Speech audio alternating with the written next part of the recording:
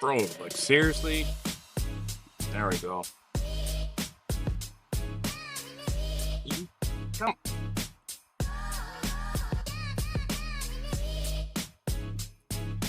Jeez. All right. Okay, so we are parked up here in Missouri at a road ranger. I caught this video yesterday and it kind of hit a chord with me.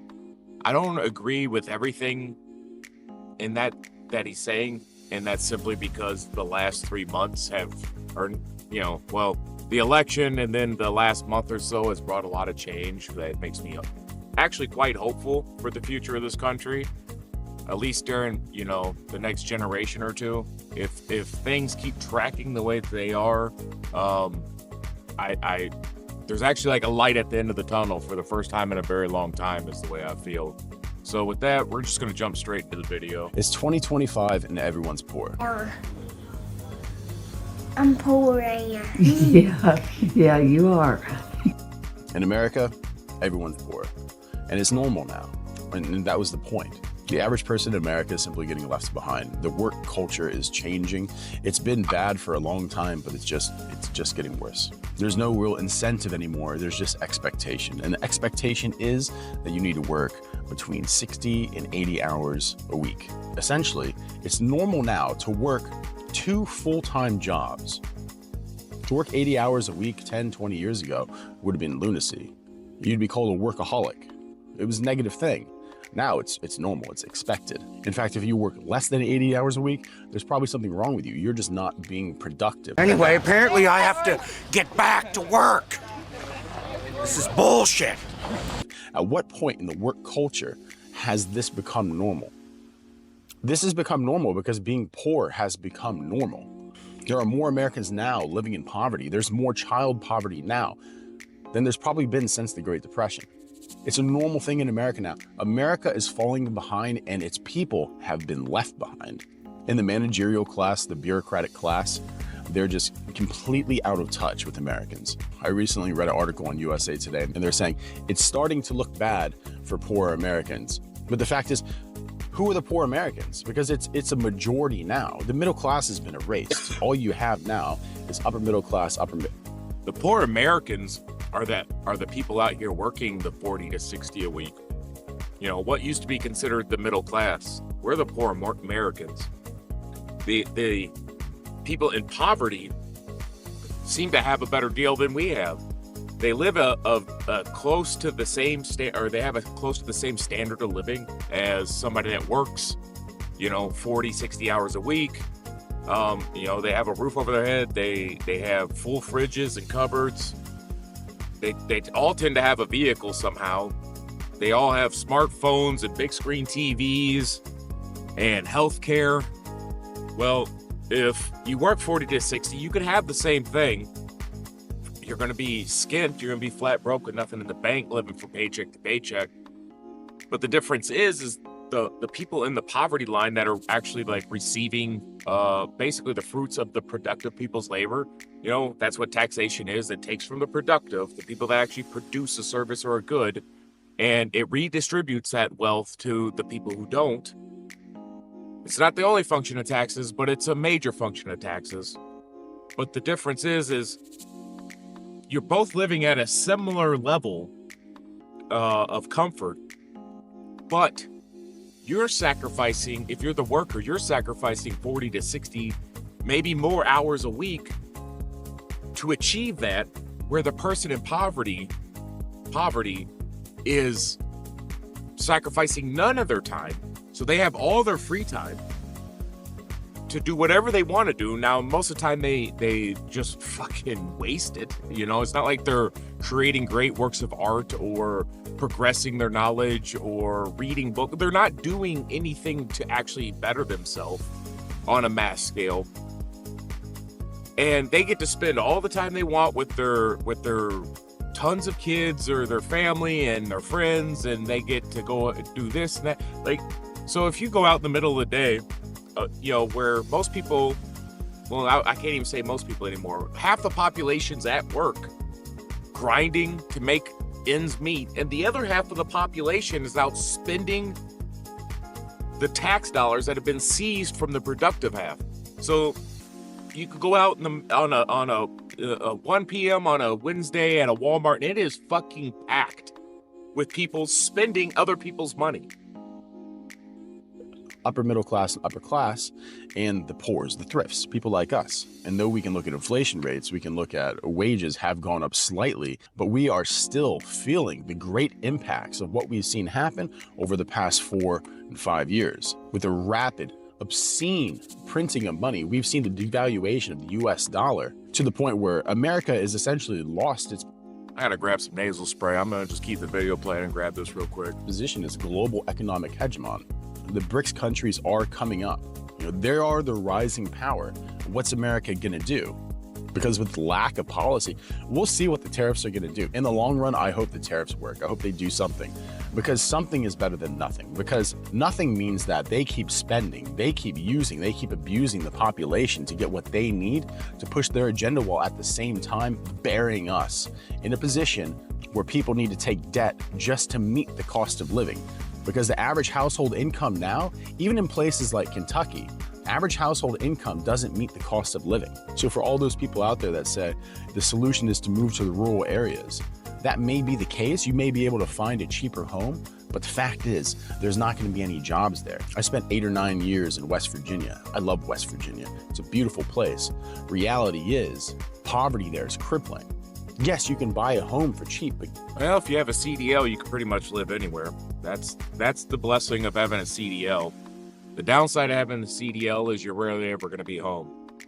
Like, I pay quite a bit of money every month to maintain a house, between insurance and payments and fucking utilities and everything else, and I get to sleep in my own bed like 4 or 5 times a month. guess what? Good luck finding a job where you can meet those mortgage payments on the wages that you'll be receiving, because not everybody wants to be a coal miner. And you're like, well, you just have to do what you have to do. You're lazy.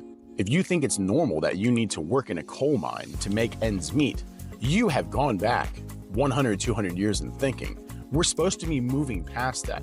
Our society, our civilization, with technology, we are supposed to be moving in a direction that makes life easier. When we talk about AI, when we talk about the automation of the service industry, the great fear is that people are going to be left out to the side. People are going to be left out on their own, unable to find jobs. The hope and dream of a universal basic income for many people, in lieu of the positions that have been taken over by AI, is just, it's a pipe dream. America's not going to give that kind of stuff out for free. And you may say, well, during 2019, 2020, we saw stimulus checks. Why not have something like that? Haven't we seen the consequence of the stimulus checks, the consequence of the government printing money to try to hold up the economy, to hold up people's lives?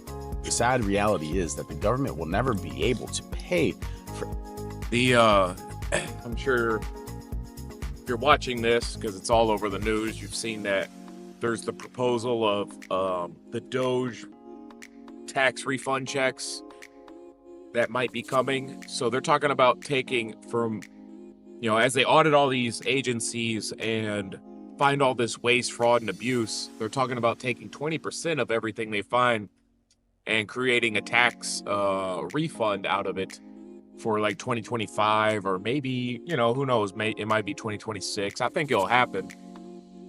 And then you actually have the left over there freaking out.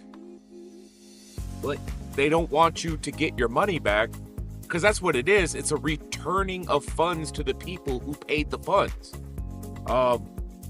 So like they took your taxes under the pretense of goods and services and infrastructure and everything else, and then they fraudulently were spending it on everything but that. And so, as we audit these and we get the money back, they're talking about taking 20%, and I think they were saying something about like 20% return to the taxpayer and 20% towards the deficit. I don't know what they do with the other 60%. But then there's arguments that, that would increase inflation.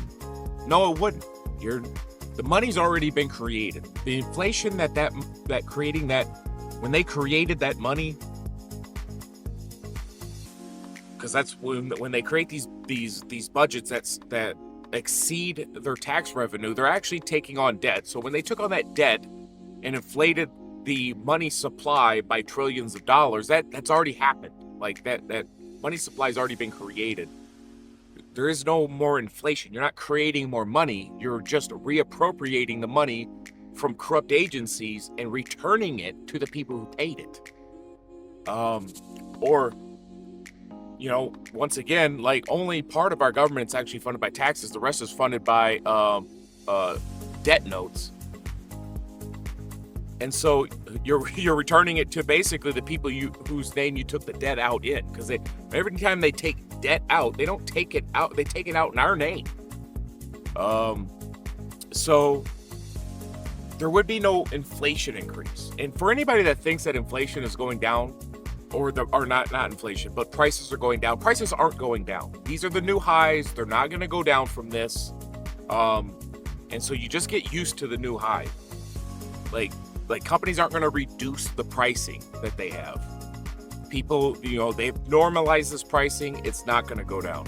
That's just as simple as it's going to get.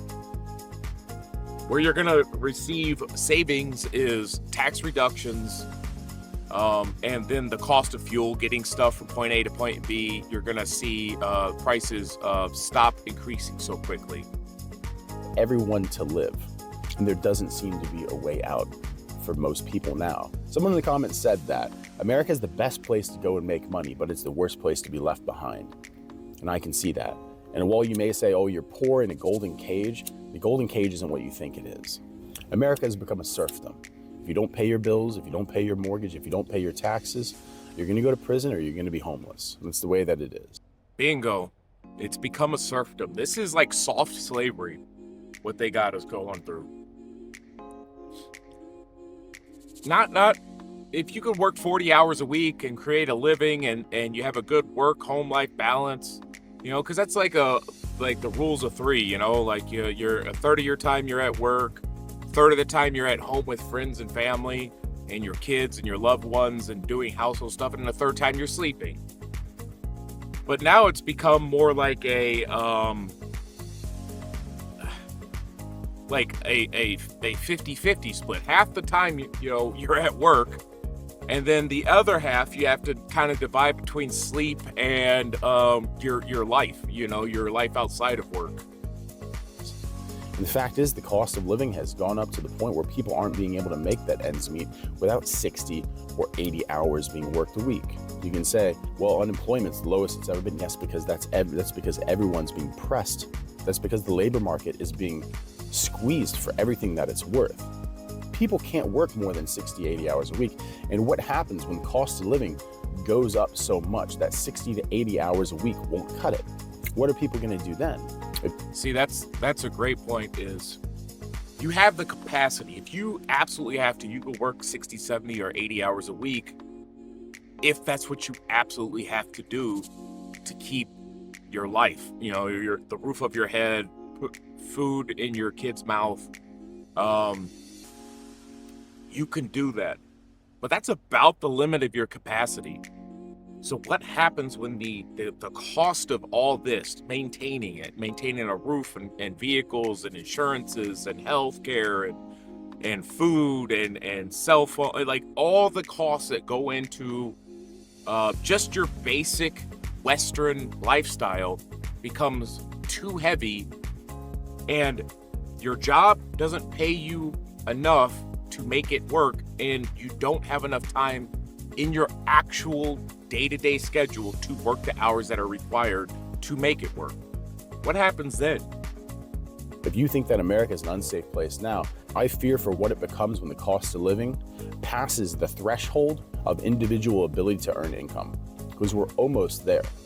And I feel like this isn't a fear-mongering thing. This isn't doom posting. This is just reality. And we need to understand that the normalization of poverty, the normalization of being poor, the normalization of working 60 to 80 hours a week should be a massive red flag. And the attention to that red flag shouldn't only be paid by those who are being affected by it, because soon we all will. If the middle class has been erased, then you have a large segment of the population, the vast majority of the population that exists within the working class now. And if the working class is being driven into ruin, this is going to spell horrible effects for everyone in America. Because you can't just import people left and right. That's not going to be the solution. You can't just call people lazy. That's Not only is that not the solution, you're actually undermining the last thing that would hold a society together is cohesion. A cohesive society, whatever, where you have like you have Swedes. All Swedes share a history.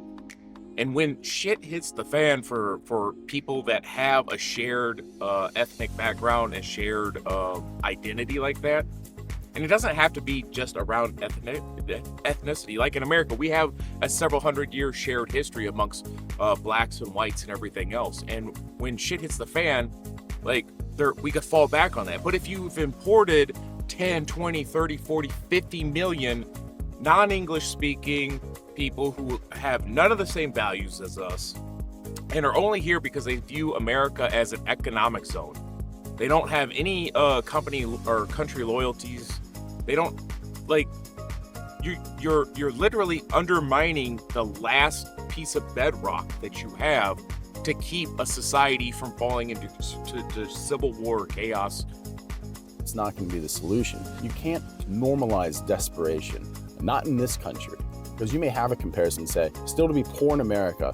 And that's exactly what they've tried to do. They everything that they have done, the globalists, the World Economic Forum, all this stuff, the Davos crowd, our corporations, our media, our last multiple administrations, excluding Trump's first term, where he was just embattled the entire time. But the Bush, everybody, it was like they were trying to normalize the concept that you're going to have less and you're going to be happy with that. We're going to move into a renter society. You're just going to learn to get by on less. You need to lower your expectations. And like the Green New Deal, everything was moving towards this normalization of despair. Is much better than being poor in so-and-so country.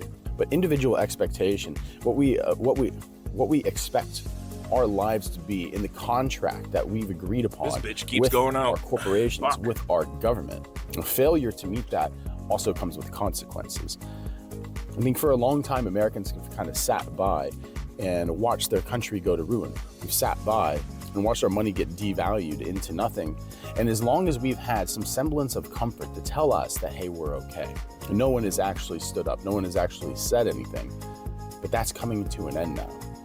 Look at the faces of the people around you. Look at the faces of people who are going to work in the morning in America. A 12-hour shift, a 13-hour shift a day is not normal. To wake up, to shower, to go to work, to come home, maybe have some dinner, and then to go to bed, this is not normal and it's not sustainable in America. It is wrong. This is wrong. That's not what this country is meant to be. It's not what this country is supposed to be. That is not what millions, is not what hundreds of millions, billions of people over the generations have sacrificed for us to become. Because the reality of this moment now, America has become nothing more than a farm for the wealthiest people, the managerial class, and corporations to abuse and squeeze the wealth from. Because it's not coming back to America. There's no inheritance now. Our children, if we have children, what do they get? The future of America is bleak. Ask anyone. There's no one here that says the next 10, the next 20 years, America is going to be in a better place. Because we've not seen any change that would say that. There is something dark on the horizon in America that I think everyone kind of senses, but we don't know what it is. Some people think that's going to be World War III. Some people think... Now, this is where I deviate a little bit. This is how I felt a few months ago, coming up into the election, and then even up until inauguration. This is kind of like, dude, I wasn't a doomer because I don't doom max. This dude is on a doom max. That's what the kids say. He's doom maxing. But I was just like, dude, something's gonna pop off because, I mean, I know, I mean, in my just immediate circle, ain't nobody going for this shit, man. Like, nobody's along for this weird ass, freaky, perverted ride that they're trying to put us on. Nobody's interested in this inflation and the reduction of our rights and a nanny state government. And I was just like, so, all right, forced vaccinations. Nobody I knew was going along with this stuff, and there's plenty of people that love it. They love Big Daddy government doing all this stuff to them. But there's enough of us, I believe, that where push comes to shove, we're just not going along with it. We're not going to do it. And if you want to push us up against the wall, I guess it's FAFO, you know, like. And I was kind of in my, you know, like, well, you know, whatever's going to happen is going to happen. And if it's going to happen, let's just kick it off and let's go. And, you know, so you're just kind of like sitting around waiting for the moment that people break and they're just like, enough is enough. I mean, that's what this country was founded on, is people saying, you know, enough is enough. You know, we've had enough. We're not going along with it anymore. And I guess it's time to show them. And so that's kind of where I was a few months ago. And as of more recently, just watching as, you know, Trump does his thing, I've for the first time in almost like my adult life, I've felt that, you know, that there's a light at the end of the tunnel, that there's hope, that actually we can right this ship and fix what's going on. I mean, we have a long way to go. We have tens of millions of people that have to be deported. You can't come into this country. I don't care about any of your circumstances. You can't come into this country and you're not allowed to invite yourself into my country. You're just not allowed. You need to ask to come in and then be approved to come in. I don't really actually have a problem with legal immigration within a very like limited scope. Like, I truly believe that it should be like the top 1/10 of 1 percentile that's even considered, and even then you should eliminate 99% of that. Like, we're full up. I have no interest in being another like India or China with 1 billion people running around here. I don't have any interest in it. So ultimately, like, you don't get to invite yourself into another person's country and then demand that they just accept you. That's not how things work. You have your own country and you're going to go back to it. There's my immigration rant. But yeah, we have a long way to go, but I feel like we're actually doing it. And if we could gut the corruption out of our government, which is going to be, I don't know if we could do it in 4 years. I mean, we're paced for it. That's good. But, I mean, hopefully, you know, the numbers stay high. In 2 years, we sweep the Senate and the House races. And then in 4 years, you know, J.D. Vance or whoever emerges and takes the next 8 years. And in 12 years, I think in 12 years, we could see a golden age unlike anything that we've ever seen before in this country. I think it's going to be economic crash. Some people say it's going to be an internal war. And honestly, I can't say. I lean more in the direction, because all three are completely plausible at this point. But what I can say that America will probably do what it does best. When it looks like the economy is going bad, we start a conflict with someone else. I mean, that's how we drive our economy now. Military-industrial complex goes into work. Sentiments of patriotism start flying around. People start joining the military to fight for a cause that is obviously going to be a lie. There's no great evil for America to fight right now. There's no 1930s Germany for America to fight right now. The enemies of the American people are within America. And at some point, the ability for Americans... Another point that they, you know, he's right, that they inevitably push us into a major conflict to pull us out of an economic slump. This is something that America has done and other nations have done many times. And the other benefit it has for the elite and the people who are screwing us from the beginning and why we're in the situation that we're in that would cause us to have to force a conflict with somebody else to drive the economy. Is the other benefit is that it takes the young fighting age men who are angry and disenfranchised, and it redirects that frustration and anger to an outside source. And so it's never directed at the actual people who are these young, the enemies of the state, which are internal. Our enemies are internal. The enemy is inside the gates, as they say.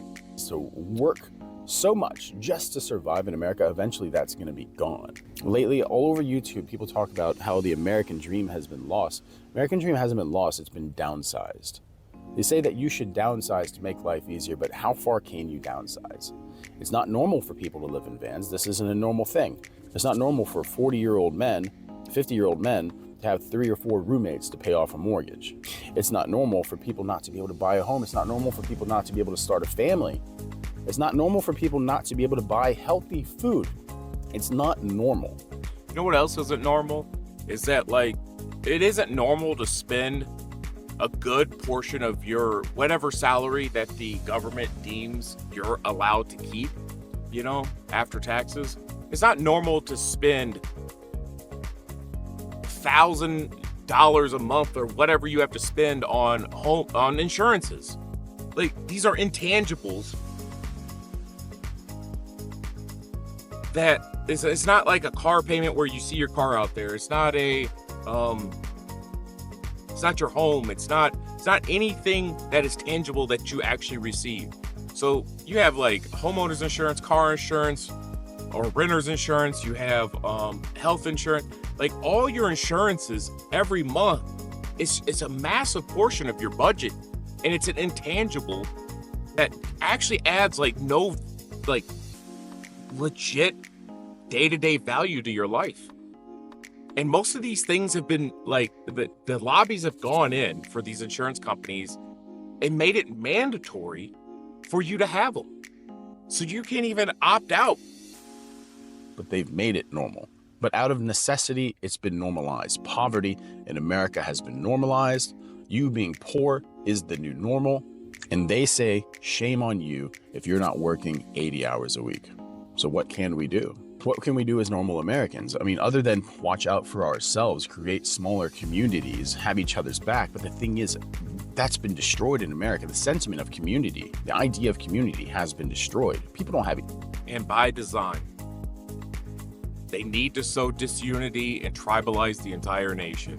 So the breaking down of community is completely by design, and you see it everywhere. You go to any small to medium sized town, city, not your super small ones yet, but your where I live, the population is 60,000, and I've seen a massive influx. We're almost like English is a second language where I live now, and it's all happened in the last 4 years. It's insane. It's almost like you're not even in America anymore at some points. Like when you go to Walmart and Aldi's or any big chain store, it's just swarms of people and nobody speaking English. There's a little dotted, you'll see a black family over here and you'll see some white people over there. And I'm not trying to make this a race thing. I'm trying to make this an American thing. Because not all Americans are black or white. There's Hispanic Americans. But you know what? Hispanic Americans, they speak fluent English. It's just true. They speak English just like I speak English. And so when you walk into a place and it's just a sea of gibbering, because that's what it sounds like, you know? It's just everywhere you go. And it's all happened in the last 4 years. It's hard not to notice that. Each other's back anymore. How many of you watching this video now actually know your neighbor? How can you have community? How can you expect anyone to have your back outside of your family, if the family even exists anymore, if you can't even remember anyone's name? Because you don't have time, because you're working 80 hours a week. So how are you going to know your neighbors? How are you going to have time to have barbecues with your friends? Or even at the most basic level, hop on the sticks and play some multiplayer with your friends? You don't have that either. You don't have anything, and they told us this is what it was going to be. You will have nothing, and you will be happy. And that's the reality. Just so I don't know my neighbors. But one house over, there's a Hispanic family. There's actually two houses over, or one house over, there's two houses in a row.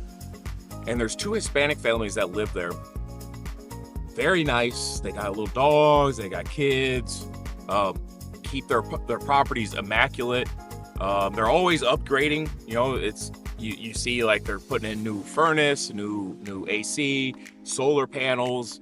Very nice. You walk past, because I'll walk the dogs, and you know, they wave and stuff, but they don't speak English.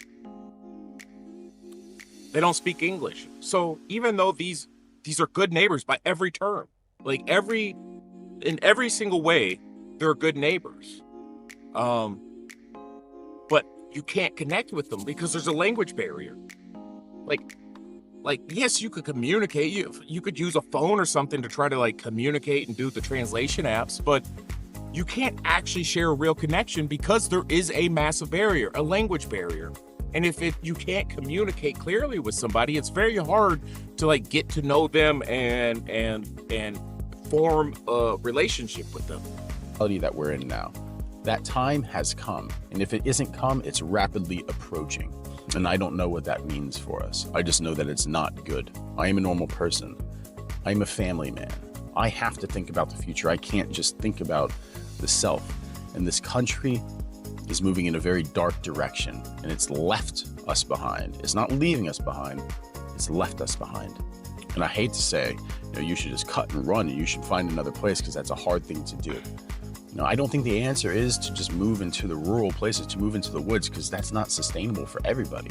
America is nothing if the people don't exist in a cohesive society where we believe in each other. We are paranoid now. We look at other people. We look at our countrymen with hostility. We don't look at them like they are our countrymen anymore. What can we do? What's the next move? Because the vast majority of us at this moment right now, we have to kind of sit on the sidelines and do what we have to do to survive and to see what's the next step. We don't have an impact on the macro events. That's for people way above us, and that's what we need to understand. Most of us are going to live our lives, and they're going to be lives of no consequence to the greater society, no consequence to the great story of America and the direction with which we go next. We just have to sit and wait and hope that we can survive. And this has been the serfs' position throughout history. We are now slaves of consequence. The control of individual destiny is slipping through our fingers, and I don't know how we can get it again. I don't know what the next move is, but I can say in the social contract, if a nation state has failed to protect or provide for you or to give you security, then you have no obligation to serve that same nation state. Bingo. There's a contract between you and your government. And in every single way, over the past several decades, really, our government has broke the social contract. That social contract has been broken and it's failed. We have to look out for ourselves. And I hate to say that, because I believe that a nation doesn't exist without community. A nation doesn't exist without community between its people. But for what's coming next, I think that there's no other way. So I guess that's it. I guess we all just have to make a plan and hope that it goes well, because that's the position that we're in now. So make your plans, and if you can, watch out for each other, because this isn't normal. The state that we're in now isn't normal, and we should still hope for change, even if that change seems... All right, I'm gonna have to get on down the road. This was a video by a channel called Large Man Abroad. I haven't really watched much of his stuff. Really, I think I might have seen one or two videos months ago. But I would suggest you go check him out. I'm going to link the video down below, and I'm going to also link his channel. And go check out, if you like what he's doing, go check him out. And if you like what I'm doing, consider liking the video, subscribing, and following for more. And with that, drive safe. Peace.